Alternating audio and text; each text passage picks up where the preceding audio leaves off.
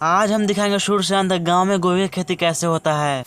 सुबह उठा तो देखा खेत जोता रहा और बीज की ग्रोथ अच्छी से हो, जिसके लिए पापा खाद मिलाकर सभी खेतों में छिड़ते हैं। 1 2 3 4 चारों खेत जुताने के बाद ब्रश करके खाना खाया, साग सब्जी और चावल। तभी मम्मी बोली मकई पसारने के लिए छत पे चारा पसारा और इतना जल्दी पसीना निकला, इससे साफ साफ पता चलता है कितना कड़क धूप है। कुछ देर बाद आड़ी बाड़ी से सॉरी आंगनबाड़ी से कॉल आया और बोले आपका वोटर ID का अधूरा काम पूरा करना है, कुछ डॉक्यूमेंट्स आकर जमा कर दीजिए। दुकान आकर फोटोकॉपी करवाया और जमा करके आ गया भगवानपुर स्टेशन। मगर क्यों? क्योंकि गांव के चाचा का कहीं जाने का डेट चेंज हो गया, जिसका टिकट कैंसिल करवाना है। फॉर्म लिया, भर के जमा किया और रिफंड लेकर घर आ गया। आजकल बारिश का कोई ठिकाना नहीं, इसलिए जल्दी जल्दी से चीन काटा कुछ इस तरीके से, क्योंकि इन्हीं लाइनों पर सीधा सीधा क्यारी बन सके। तो अब बारी है क्यारी बनाने की। क्यारी बनाना जितना आसान लग रहा था उतना है नहीं, क्योंकि अभी एक ही क्यारी बनाया और धूप इतना तेज है कि ऐसा लग रहा है जैसे किसी जन्म का सजा काट रहा हूँ।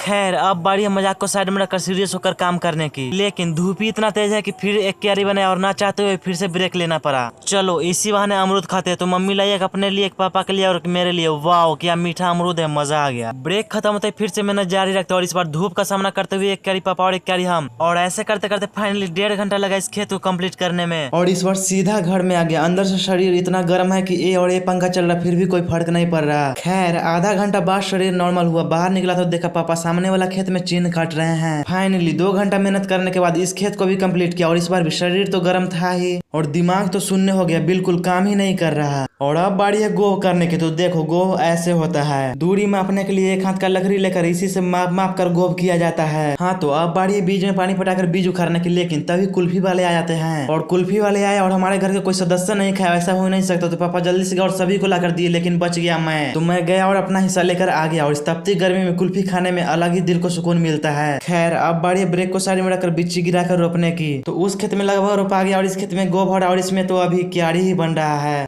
कुछ देर बाद इस खेत में भी रोपाने लगता है और इसी बीच प्यास लगा तो पानी पिया और शाम होते होते इस खेत में भी पूरा रोपा जाता है।